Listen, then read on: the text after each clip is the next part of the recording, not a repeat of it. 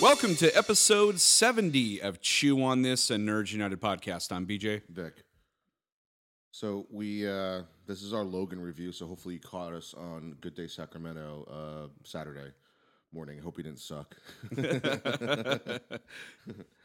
All right, so we're gonna do initial reactions. I'll go first for Logan. Also by the way, major spoilers. Unlike the review on Saturday. So I love this movie. Without saying it enough to roll your eyes, like at trying to beat it into your head how gritty and realistic this movie was. It was gritty and realistic, and most of the movie took place in daylight. Takes place around 2029, but what I loved about the fact that they told you that it was in 2029 was there wasn't like flying cars and like stupid shit like you see like holograms like in Back to the Future. It wasn't a lot of technology that I noticed. No, other than like maybe the self-driving trucks. There wasn't really anything there. I love that it barely had any of that stuff. The thing that I was worried about the most about this movie was that it's not that it was not going to follow Old Man Logan, and it didn't, but it was fine that way. Mm-hmm. This didn't feel like a comic book movie to me, and that's a compliment. Like we've said, The Dark Knight is like a crime thriller, Winter Soldier is a spy thriller. Mm-hmm. This felt like a drama. I guess it's a drama with obviously a shit ton of violence, but it felt like a movie like Midnight Special and like The Professional. Oh yeah, where the guy is, well, in Midnight Special it's the father, but an adult like protecting a child who has special abilities, or in the case of The Professional, he's like grooming her to be an assassin. So it felt like more like that type of a movie. Even like Race to Witch Mountain almost. It's kind of very similar to that. Something that's really stood out for this movie to me was Daphne Keane. I've never seen her in anything before, but she played X-23 Laura. Yeah. She was fucking amazing. We'll get into that later. Hopefully you did not take your kid to this movie. It was violent as hell, but it's weird. I've never seen a movie that was this violent with this much gore, where I was like, it actually makes sense to have that much gore, because like for all the X-Men movies, every single one of them was rated PG-13.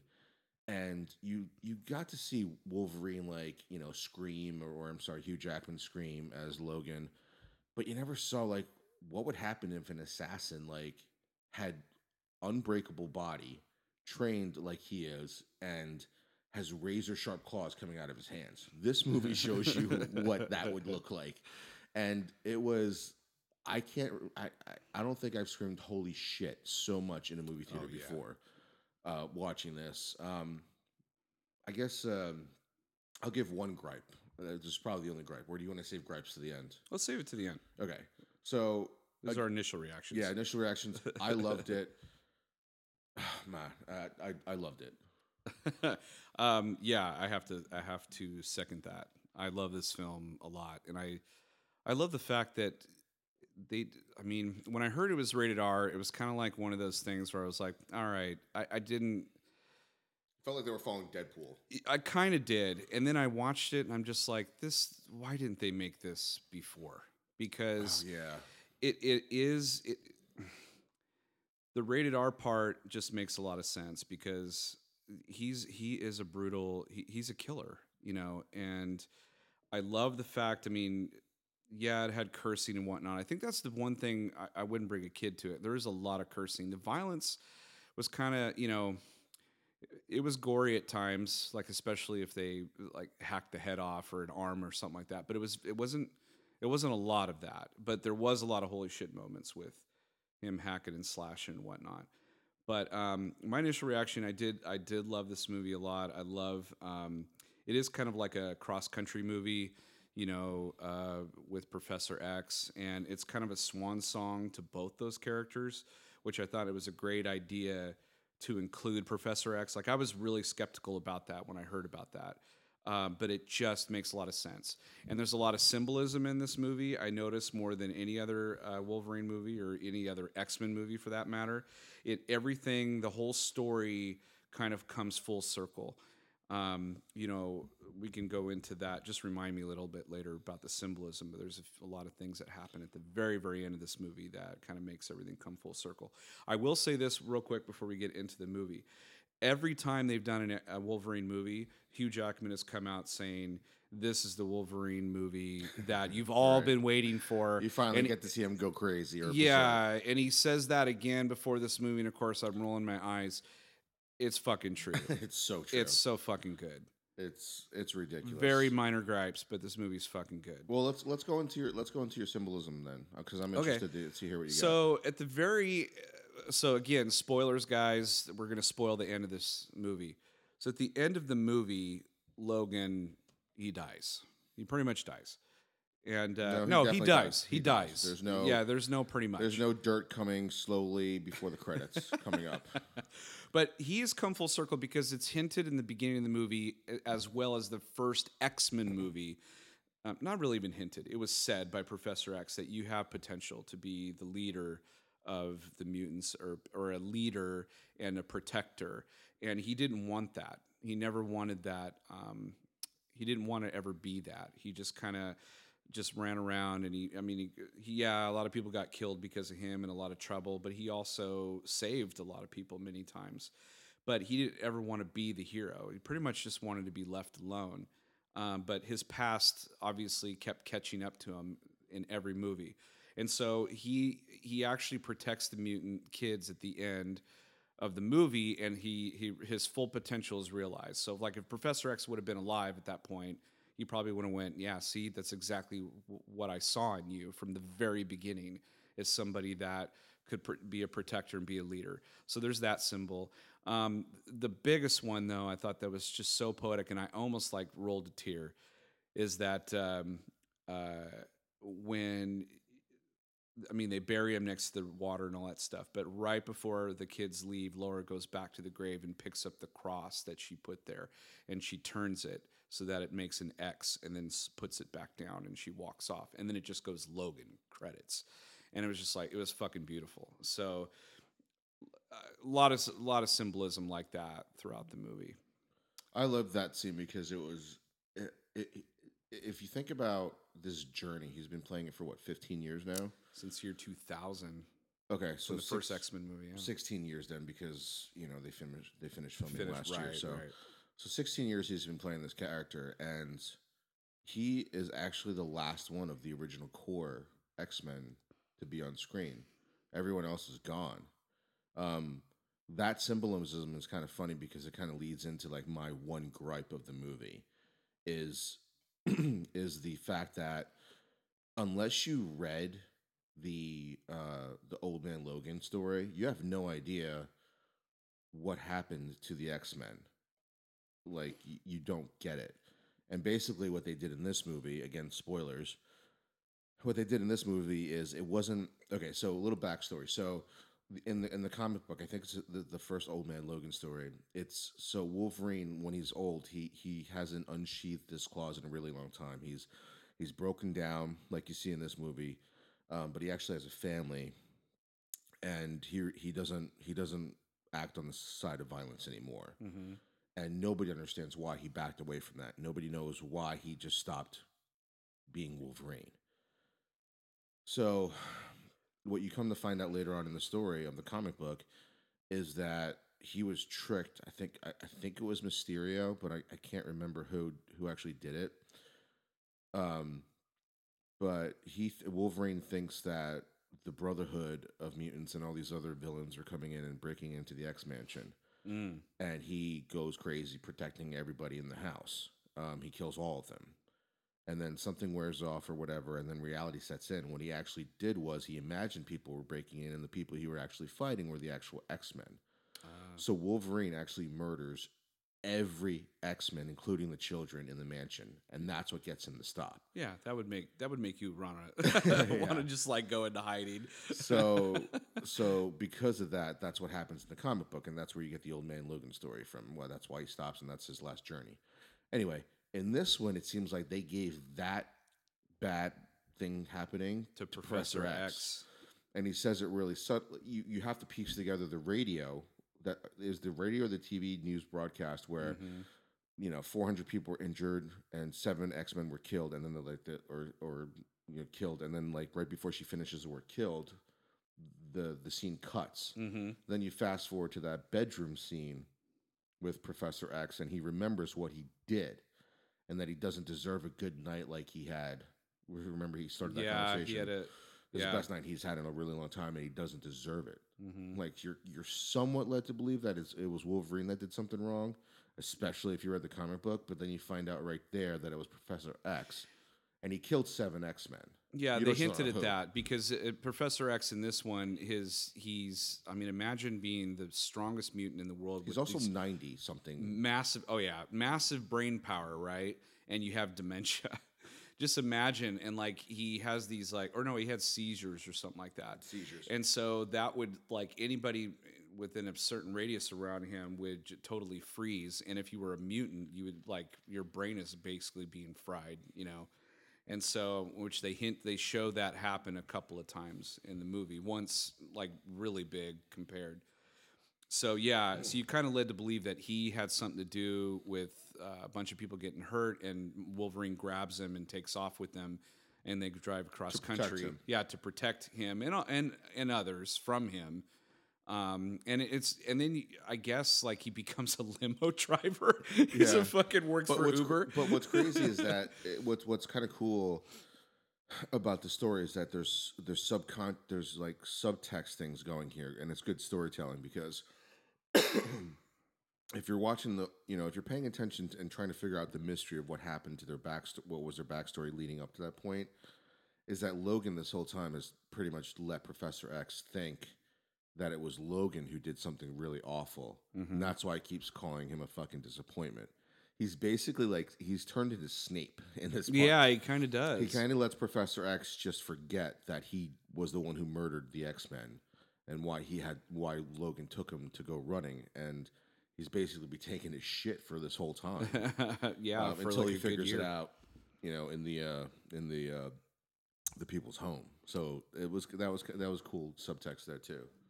What are your like? I'll tell you what. One of my minor gripes is that haven't they learned in the past that every time you go hang out at someone's home, that people are gonna show up and fucking kill them? I'm like, he does it like every movie.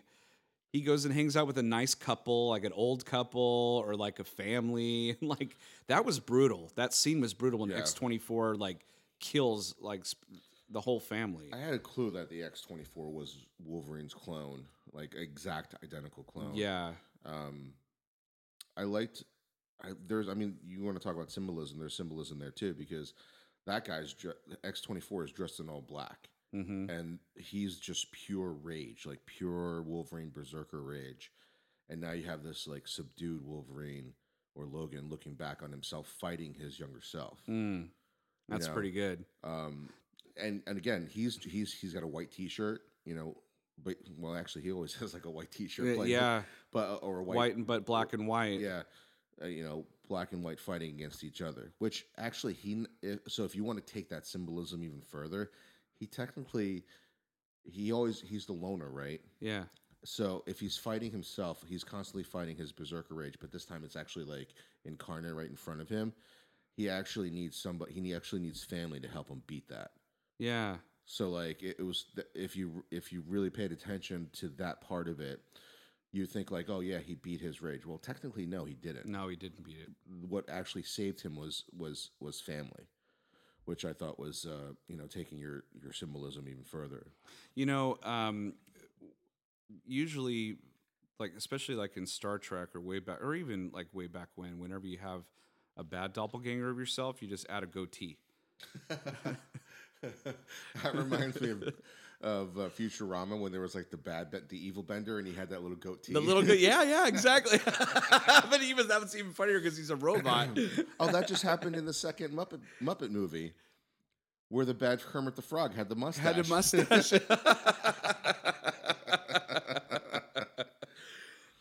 That's great that I couldn't think of anything in real life. I was thinking cartoons and the Muppets.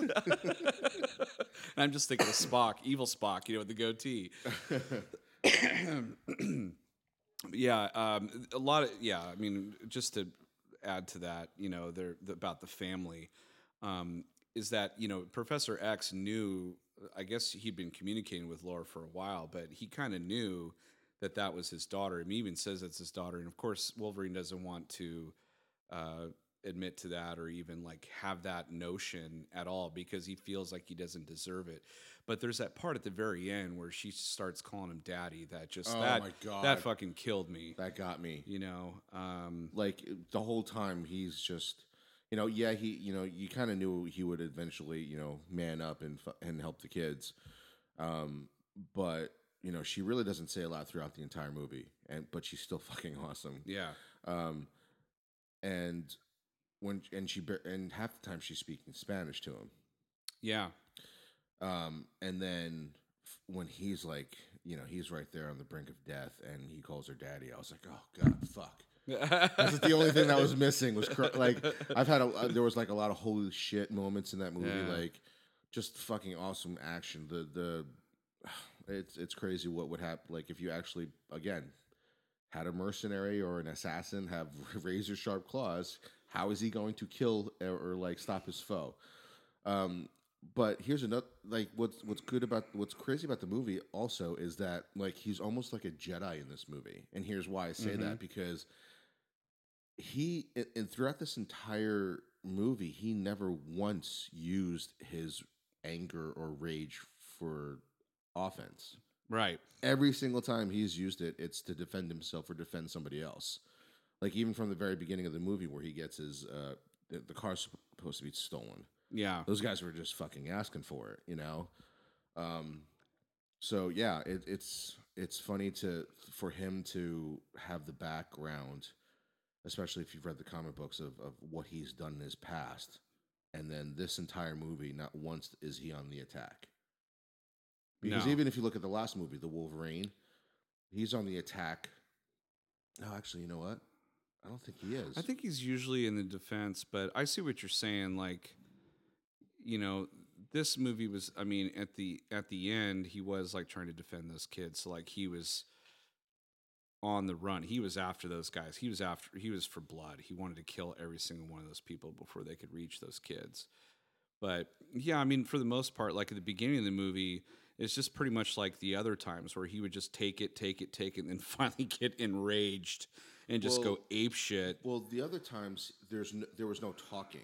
In this movie, it, I don't remember how many times, but he does it a lot.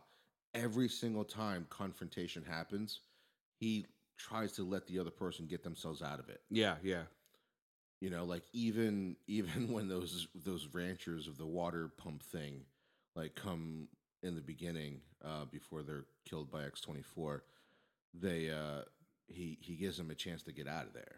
yeah. He's like, "I'm gonna beat your ass if you don't leave" or whatever. But Or he says it in a but really funny but way. like even in the other movies though, he doesn't give the other people a chance to say like He just he just swipes at fucking him. he just swipes at him, but you never saw the you never saw the blood and gore. Yeah. This movie has a shit ton of blood and gore. This is the way you do a rated R comic book movie. I want to see more shit like this. I want to see. I was so happy when I heard Professor X say "fuck" for the first time. I was like, oh yes, this is a treat. What did he say? He called him a fucking asshole. Or Yeah, something? yeah. I mean, he kept. I mean, over and over. He'd say "fuck you" and like all sorts of shit. It was so funny. I love that. Something you said in the very beginning of this podcast when you said, I was pissed that they didn't do this before. Like now that you said it, like I'm pissed too. Like I didn't think about that before Mm, because I love this movie. This is probably, oh man, this is probably like 1A, 1B, or 1C of my favorite X-Men movie of all yeah, time. yeah, for sure. Because again, it didn't feel like it's not a superhero movie. I mean, there's things in there that are superhero esque, but This there's is not. It's not like that. It doesn't Yeah, play like that. no, it doesn't play like that. This is right up there with X2 and Days of Futures Past. But there's no comic book feel to this movie at all. No. If you were like, okay, so Again, it feels like it feels really close to Midnight Special. yeah, and just to kind of add to that, I took my wife to see it. She's not a comic book fan at all. She doesn't give a shit about Avengers or any of those movies. She loved this movie for that fact that it didn't feel like a comic book movie. It was a drama. It was essentially a drama, and and you have this kind of anti-hero and going on this, one last journey. Through the whole movie, he's trying to get enough money to buy a boat and Yeah. then take off on the boat with Professor X, be in the middle of the ocean so they can't hurt anybody. But I think he wants to leave Professor X out there while he kills himself. Yeah, he did want to. I think, and I think Caliban would have ended up like taking care of. Well, that's another person we haven't talked about is Stephen Merchant, who I think was in The Office, the British Office, with Yes. Yeah, with Ricky Gervais. I think they're partners or something. He was awesome as Caliban, and they had a different Caliban before, but he was awesome, and I felt so sorry for that guy because he got really shit on. Yeah. Yeah. It was. Yeah. He didn't have a good role. He in that didn't have a movie. poor guy, but he took it out on him. He got some revenge. A little bit, but he still guess. got used at the end anyway, regardless. Right?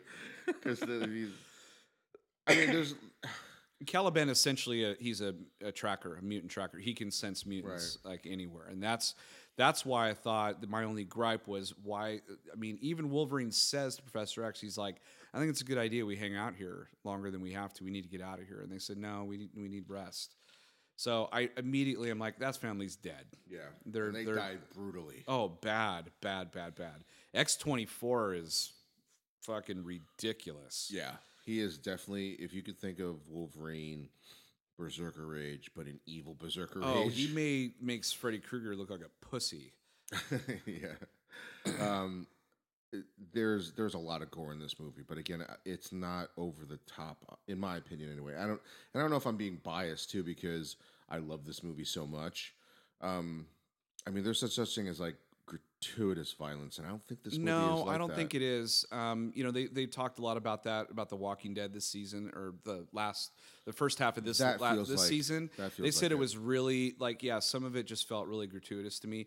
This makes sense, and because it is in its nature, and but it also like makes me think of like, when Batman v Superman, and this is always going to come up, how they wanted to do a rated R DVD cut or whatever, and it just ended up being this absolute worst mess and made the movie even dumber. And this is the way you make a movie, and I even read online like the last article I read about Wolverine because now I've already watched it, but the last article I read was there is no director's cut. This is the director's cut. Yeah. And I love that they pulled out all the stops. Yeah, everything that I said that I was worried about this movie, in the first 5 minutes of this movie, probably 10 minutes of this movie, they were all gone.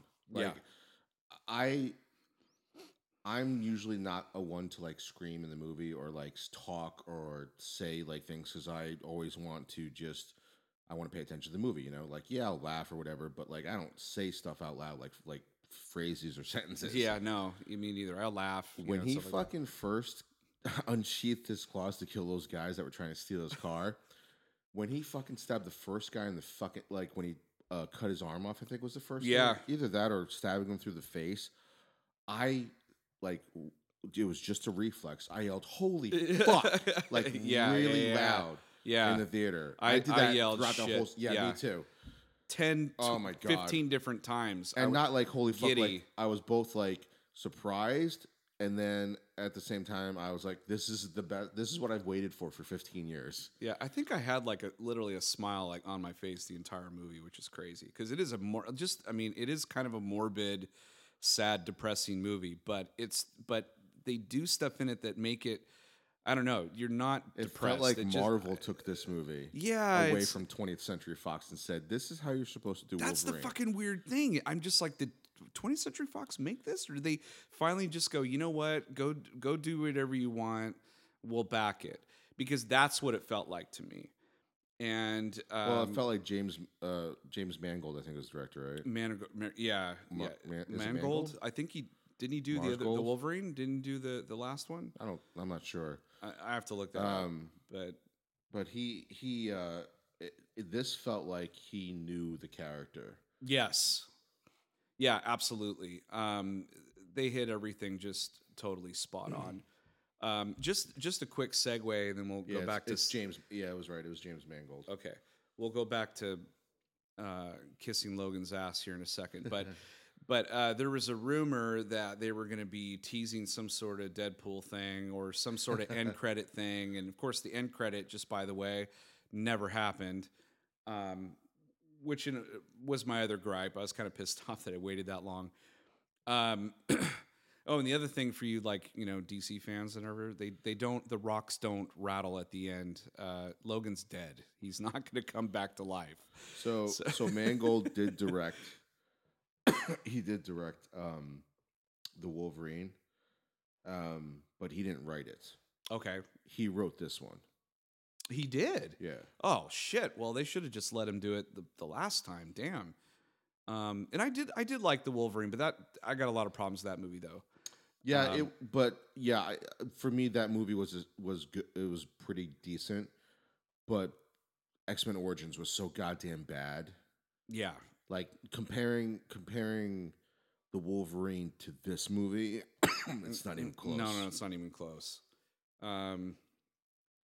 Yeah, but Deadpool. So Deadpool, I mean, I think you have to give credit to Deadpool for this movie to exist, because Deadpool was that, the first kind of, well, I think there've been other rated R Marvel movies, but this was like the first one that really like worked. The last ones were Blade, I think. Punisher, something like that.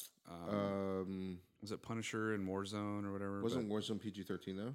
No, I think it was R. Really? I think both Punishers were R, yeah. But they just weren't very good. Yeah. But Deadpool kind of paved the way for this movie, but it was kind of fitting at the beginning of the movie. I don't think they've ever done anything like this before, but Deadpool had like a few minute like openings, like an opening sequence that was just hilarious. I mean, Yeah. it made fun of Superman. And The end credit scene was in the beginning of the movie. yeah, essentially, because the next, I think, 20th Century Fox X-Men movie is going to be a Deadpool movie. Which is kind of cool. They set precedent for that. I wonder who else is going to copy that. I don't That's know. never happened before. Where It's the never teaser, happened before. where I don't know what they call it. It's not. There's a name for end credit scene or whatever. Yeah.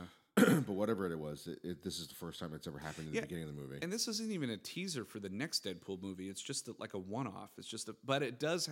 There was, like, if you look really closely, there were Easter eggs. Yeah, one of them touting the name of Cable's like real name, like his name. I forget his first name, but it's Summers. Nathan. Something Summers. Yeah. Nathan Summers. I forget. Yeah, I maybe can't Nathan remember. Summers. So there's a few Deadpool was actually going in to go see Logan. You noticed that, right? Yeah. Did you notice the Firefly poster? I noticed that. And there's speculation that possibly Nathan Fillion's name is in the running for I don't know Cable, if that's right. But I don't. So far, everybody that they've put up, the only one I was kind of like, maybe Pierce Brosnan, maybe, now I guess it's the Stranger Things sheriff that I see that they're more, really pushing it. I see that more than Nathan Fillion. Yeah. Because I love Nathan Fillion. Trust me.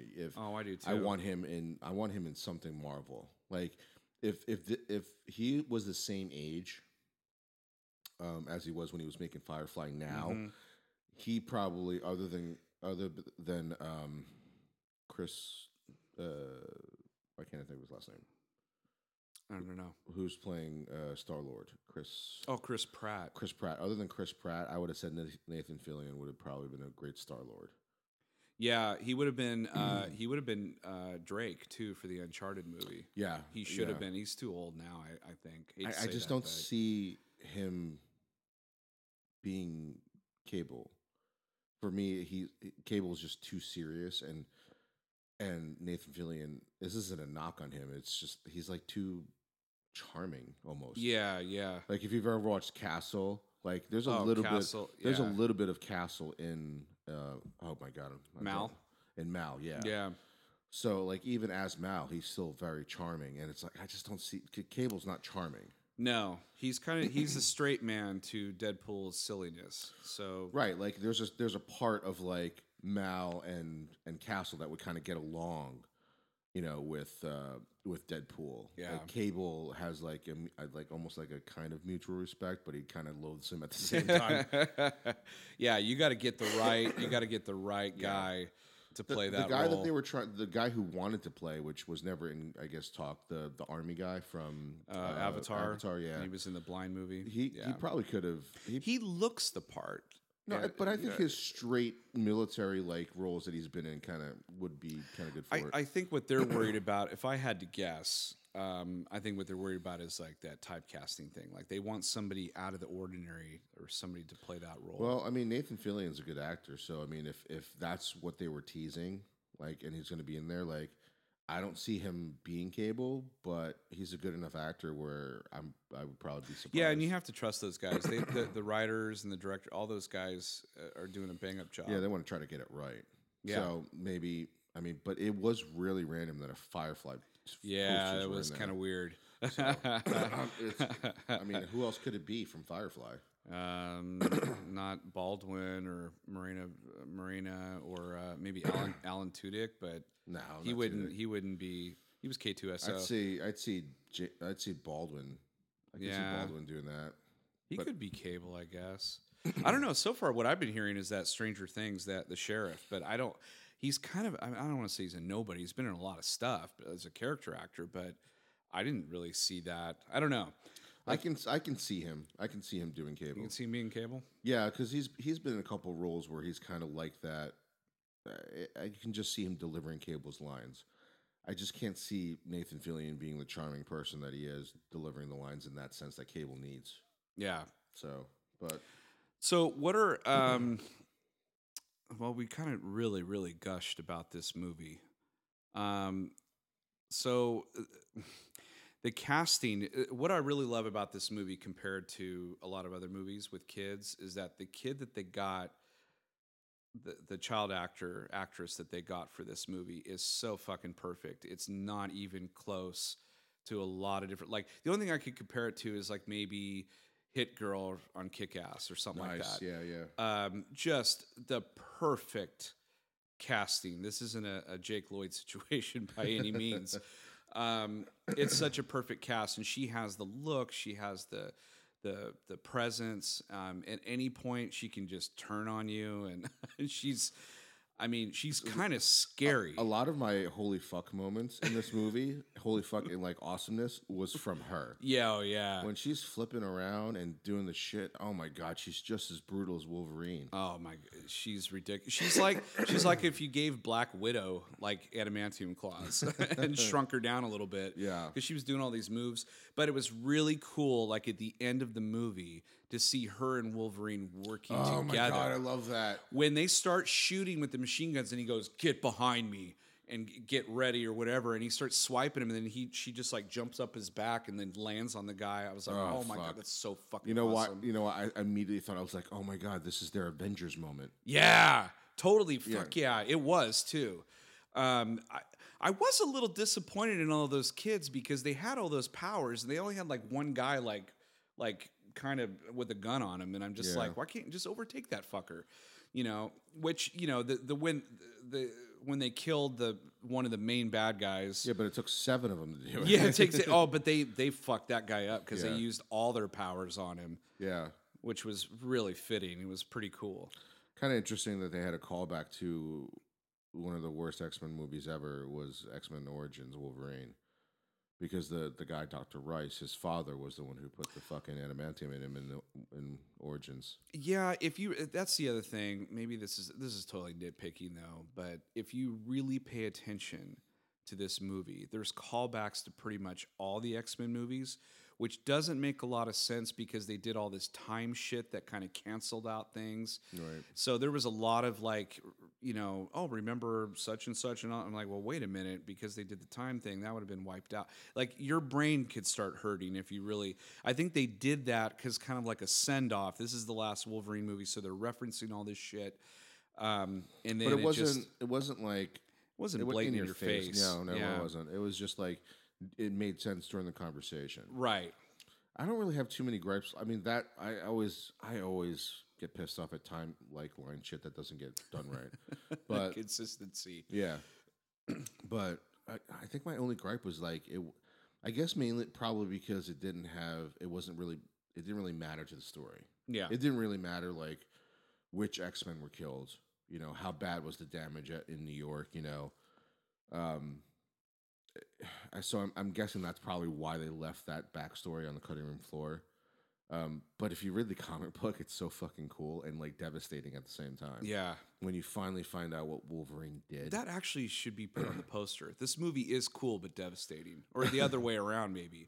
It is a morbid film. People die.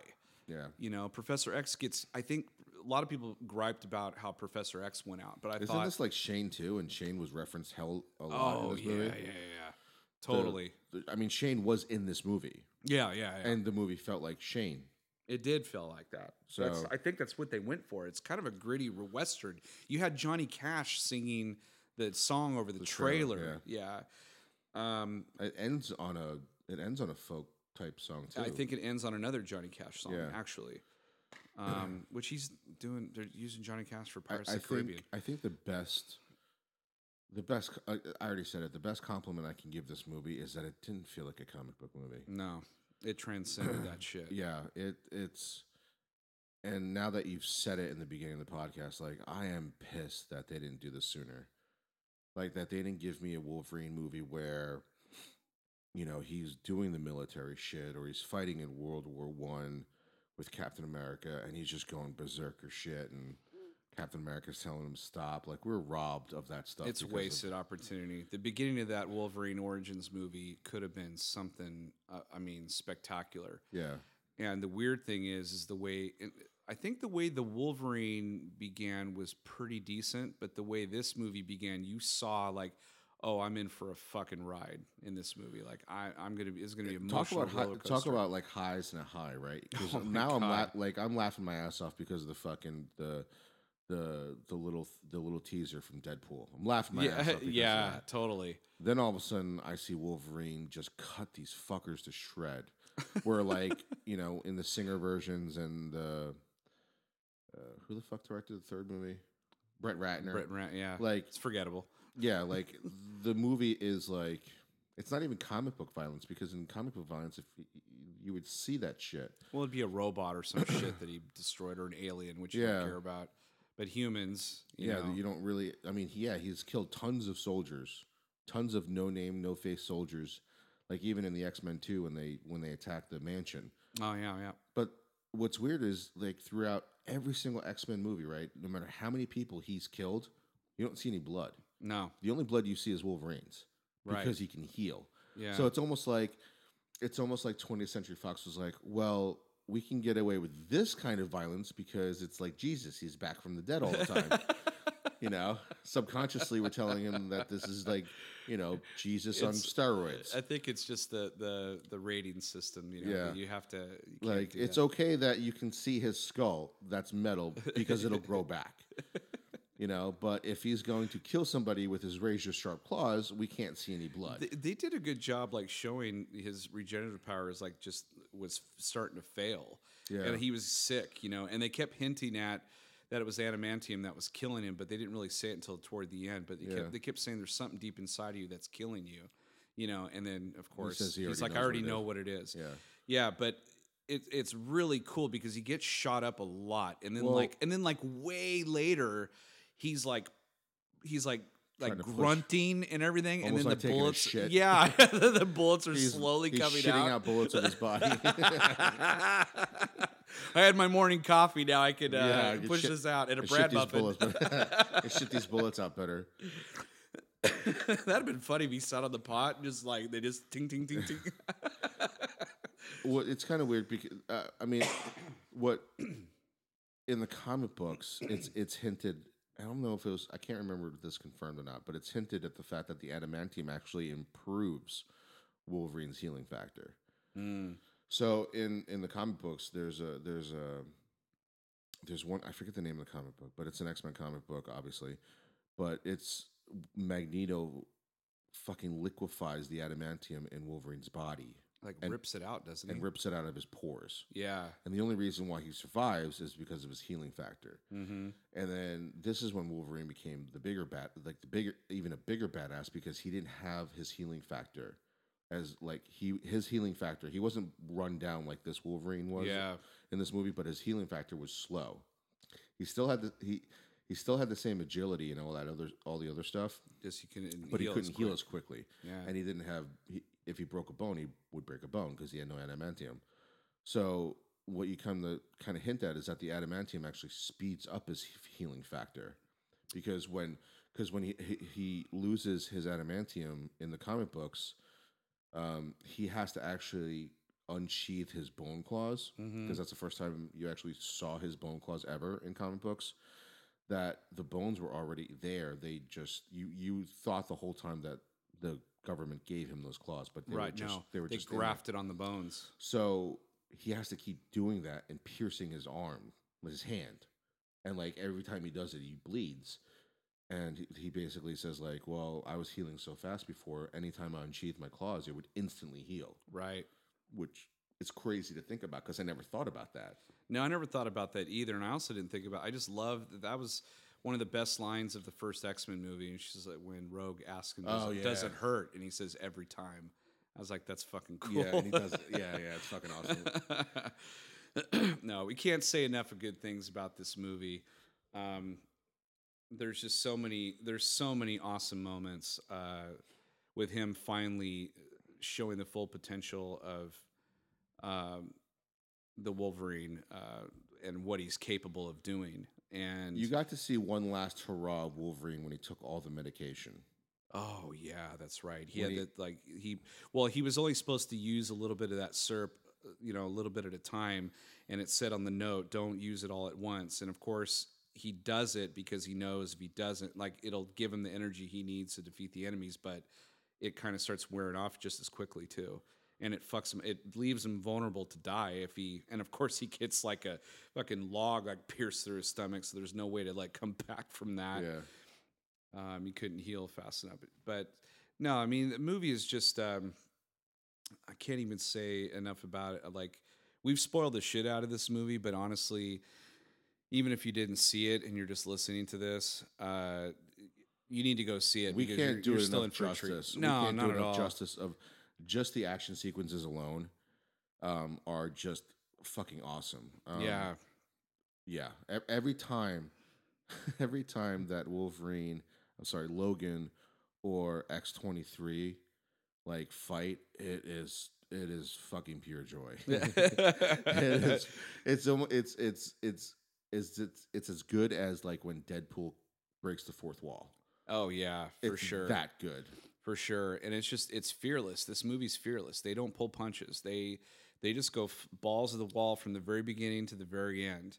There's no like there's maybe some time where it lets up on the action a little bit. When they first get to the farmhouse. Yeah, but what's cool about this movie compared to a lot of other movies is the other movies are designed, you can see from a mile away when the fights are about to happen.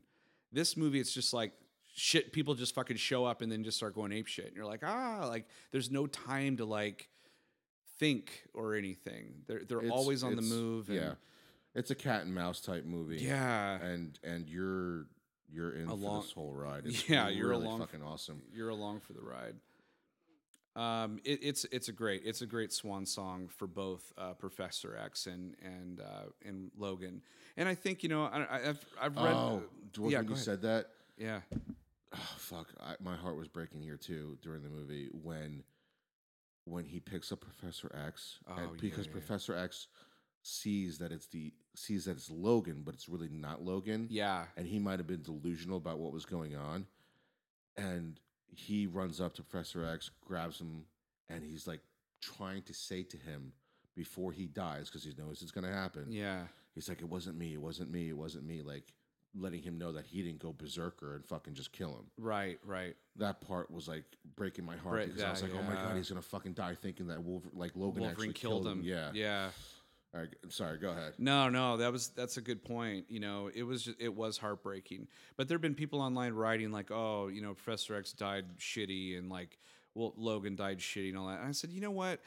This is way more realistic than some crazy, going out kind of death. I think it was No, very I don't think it poignant. needed to be. It didn't. It didn't need to have this like big like death scene or something like that. Well, They you got a did it huge death scene for Professor X and X-Men: The Last Stand, and look how that movie turned exactly. out. Thank you. I will take a silent assassin like X-24 is Yeah. supposed to be, walking up to him, slowly putting his fist on his chest and unsheathing his claws, over Professor X turning into like some fake dust. Yeah, I totally agree with you. Because it was like, oh my god, It's heartbreaking. It's gruesome.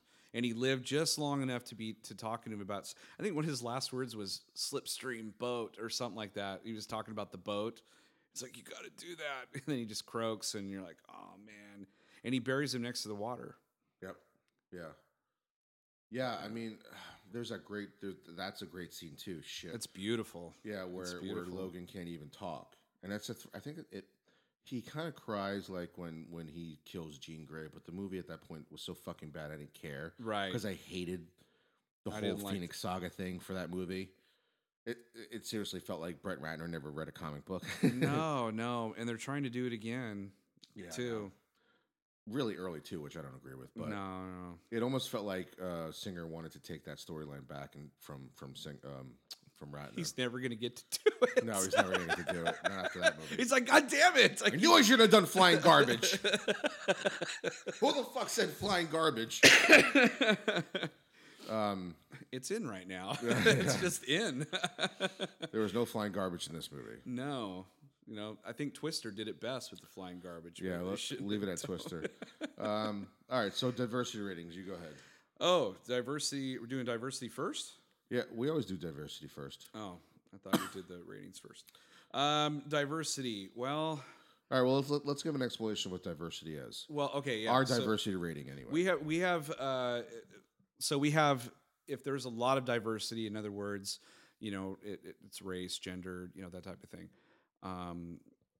Sexual preference, I guess. I mean, there's no, it's wide open diversity for us. Good representation. Yeah, good representation. So, if there's a good representation, like a big representation, we say plethora, which was taken from the Three Amigos.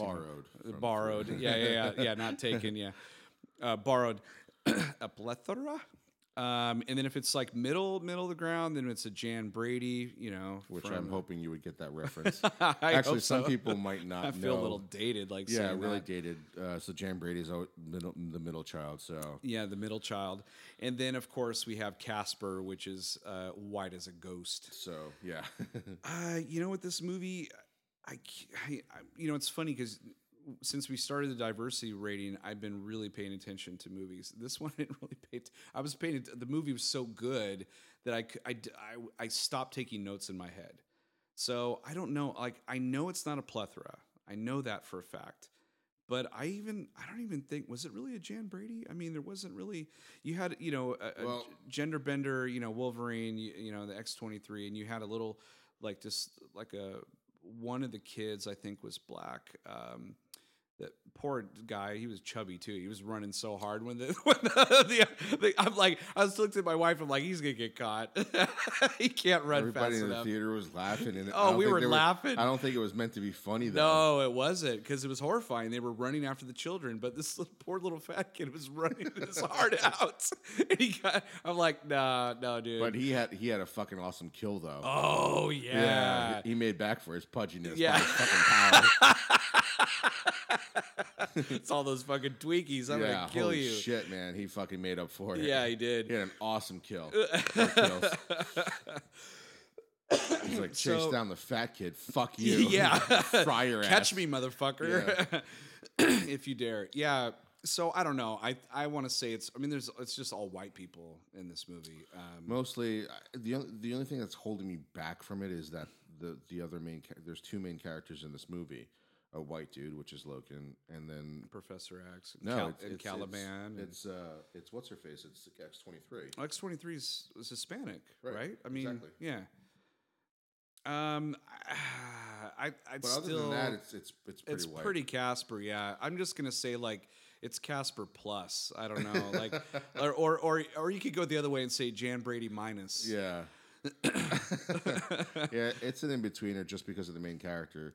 If she wasn't like didn't have like a Latino background, she would this would be pure Casper. Yeah, and it's not to say like it's not a whitewashing movie or anything like that. It's just No, it just it's just we think it's necessary to always do a diversity rating. Yeah, I mean sometimes you don't have to be diverse to get your movie, to feel like it, but just don't do what other dumb fucking people do.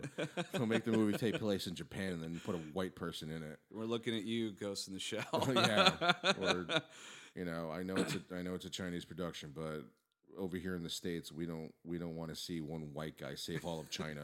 Team America, fuck yeah. So, fuck no. So yeah, I'm gonna say it's Casper plus or Jan Brady minus. New rating. Yeah, new ratings. All right, so I guess I'll go first for the rating. I'm gonna say, oh man, I want to say something stopping me from saying 5 lightsabers. I don't know what it is. Yeah, it's not a. It's close for me. It's like 4.5, 5 lightsabers. I just for some reason just can't give it a 5. I don't know why. I'm probably gonna listen to this like when it gets released and be like, "Why didn't you say 5? It's fucking awesome." There's no reason not to give this movie a 5. No, I know what you're saying. I mean, the end. I just want to say that the ending, I think, could again there. A lot of movies, especially these superhero movies, are having troubles like sticking the landing, and I think this movie like is near. It's almost perfect. I want to say 4.75 is what I would give it because it really is a good. So movie. you're 4.75. Yeah, it's not 5. I will close. say that I actually preferred this ending. Like the reason why, we nominated Deadpool in our worst special effects is because that ending was so fucking unnecessary. Yeah. This could not have been more simple. This ending. Mm-hmm. And I liked it about that. I like, please don't have them in like a building and then blow up the fucking building. Don't do that shit. And they kept it exactly what it was, like a small band of, like a small army trying to go after these people, and that's what it felt like. That it was done in the woods. Like they could have filmed it like in a park right across the street from my house, and barely any special effects in the movie other than like the claws and the blood. I would be really interested to see the budget on this movie because it felt like it was the most lowest budget out of all the X-Men movies. I can't think of a ton of special really effects. What it felt like to me. Most of the special effects came from like chopped off limbs or blown off faces. The adamantium coming out of their yeah, like very little like full blown special effects. And maybe that's why the studio let him do it. They're like, you're going to give me a Logan movie where I don't have to create a spaceship or something? Yeah, that's the thing. I mean, dude, a $20 million Logan movie would be fucking bad. It'd be like an indie film. That was probably Hugh Jackman. 15 of that was probably Hugh Jackman's salary then. Man, we filmed it in my backyard. Yeah. We filmed it in the back lot of McDonald's. That's why there's all these McDonald wrappers in the future, because it was product placement. Right, like Taco Bell and Demolition Man. That's why Logan's like all fucked up, because he kept fucking eating McDonald's. Fucked with being poisoned. He fucked with his healing factor. Too much sweet and sour sauce with the with the chicken nuggets. Too many Shamrock shakes.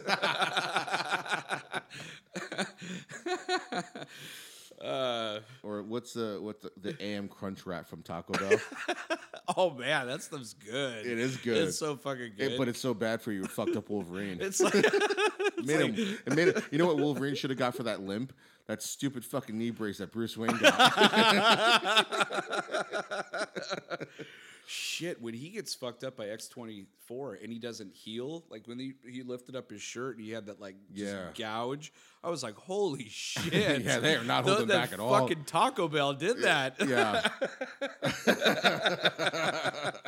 Stop eating the AM Crunch Wrap. You'll heal faster.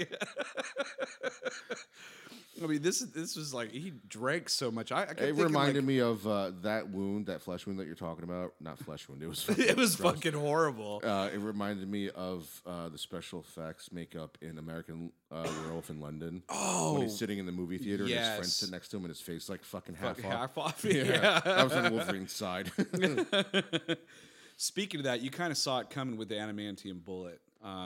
You know, and Laura actually takes it from him, like, I think when he's out asleep or something, he's passed out. And then later on, you see the gun on the ground. I thought, oh, cool, she's going to use that adamantium bullet. And she blows like fucking X-24, half his brain out. It was awesome. It was basically what probably would have happened in real life to Carl. Instead of him surviving. You're like, he's not coming back from that. Yeah. Like Carl's face should have been fucking blown off. Yeah. Not a perfect hole between his eye and his ear. He's like, Daddy? I think something's wrong. Yeah, this is what happens. And that guy has a healing factor. Yeah. That's what happens when you don't eat Taco Bell. That's right. For breakfast. You'll heal back real quick. No, this movie's so fucking good. It's crazy good. Now I feel like Taco Bell. I'm kind of hungry. Sort of fuck up my healing factor. Yeah. All right, man. Well, that was episode 70 of Chew on This, a Nerds United podcast. I'm BJ. Vic. Till next time, folks, get that Taco Bell. Sponsored by Taco Bell. Sponsored by Taco Bell. It'll fuck with your healing factor. Until next week's, folks, chew on that. Later.